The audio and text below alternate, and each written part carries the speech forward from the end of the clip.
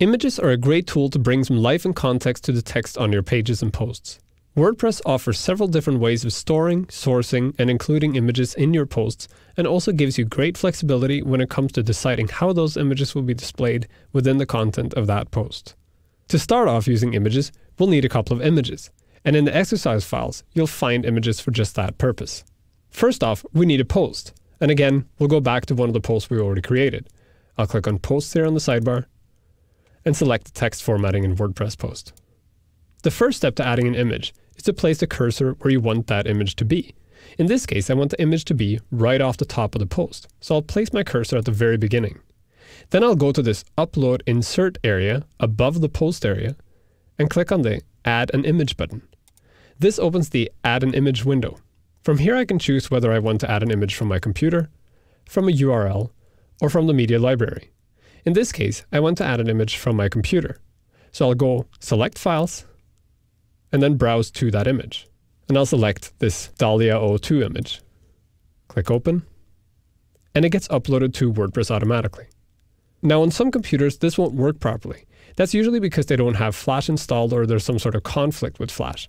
In that case, you can use this button called Browser Uploader instead, and use a simple browser uploader to do the same process. Once an image is uploaded to WordPress, you get a new set of options attached to that specific image. They're pretty straightforward, but it's important to know what they are and what function they do. The title is the title of the image, so if you hover your mouse over an image when you see it on the web, you usually see the title of that image. So it should be a descriptive title that tells you what that image is. I'll change it to 2 yellow dahlias. Below that, you have the alternate text. The alternate text is also very important, but as you can see, it's not mandatory, though it should be. The alternate text is what appears if the image doesn't appear for some reason, or if the visitor is using a no images browser or a text-to-speech browser. It basically is a description of your image that can be used for people who don't see the image. In general, it should be a very specific description of the image. In this case, I'll just simply add the same text as I did in the title and put it into the alternate text. Below that, we have the caption. The caption is a block of text that's attached to the image inside your layout. It's often used for things like either an image caption or an attribution credit or something like that. In this case, we'll just say 2 dahlias again.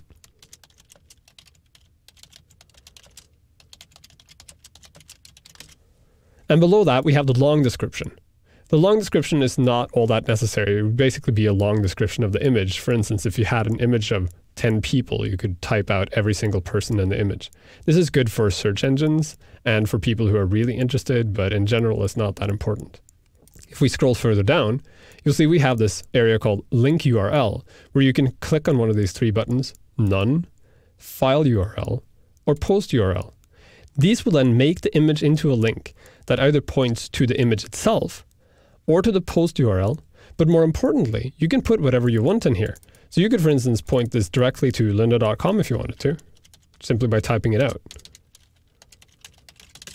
Or you can just say none, and the image won't be a link. Under that, we have alignment, and I'll show you how that works in a second. For now, let's just set it to center. And finally, we have size. When you upload an image to WordPress, WordPress will actually make a set of versions of that image for you. It'll make a thumbnail, a medium-size image, a large-size image, and a full-size image. You can choose which one of these versions you want to use. For instance, you can say, I want to insert a thumbnail, and then you can set the link URL to the file URL, so when they click on it, they get the full-size version of it. For now, let's just leave it at full size, and then click Insert into Post. Now you see my post has that image, and it has the caption. And when I click Preview Changes, you'll see my post has an image at the top with a caption attached to it, and then the text. Now you also see that this image is too big. It spans farther to the right than the box that contains it. So we want to resize the image. That's actually very easy to do. We go back into the edit area, click on the image, and grab the corner, and we can resize it. I can make it as small or as large as I want to. And when I click Preview Changes again, you'll see the image is now much smaller. I can also make changes to all the information I attached to begin with. If I click on the image, I get these two icons, either the edit image icon or the delete image icon. If I click on the edit image icon, I reopen this window, and now I can change the size of it, change the alignment, and change things like the text or the caption.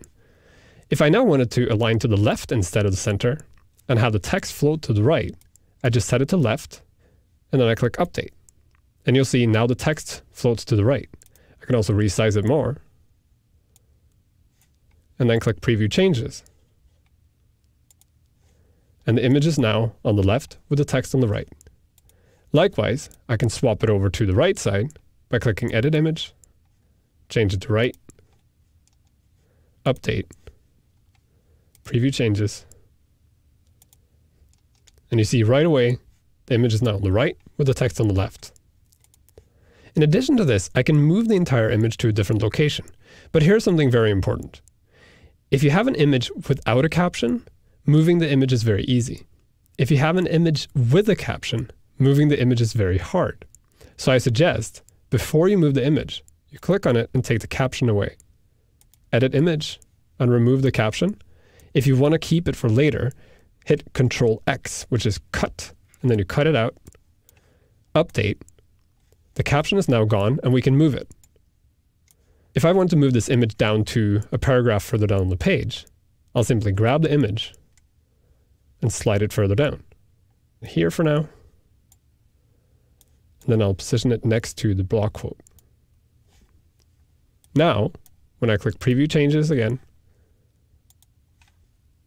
you'll see that the image is now next to the block quote. And if I want to, I can re-add the captioning by going to edit image, paste in the captioning, Ctrl V, and then I can also make it into a link to the image itself. Click update, preview changes, go back into the post, and now you see the caption is back, and if I click on the image, I open the full size of the image. As you can see, adding images to your posts is a relatively simple procedure. And as with everything else in WordPress, it's extremely flexible and nothing is ever permanent. Just remember to always give your images an alternate description.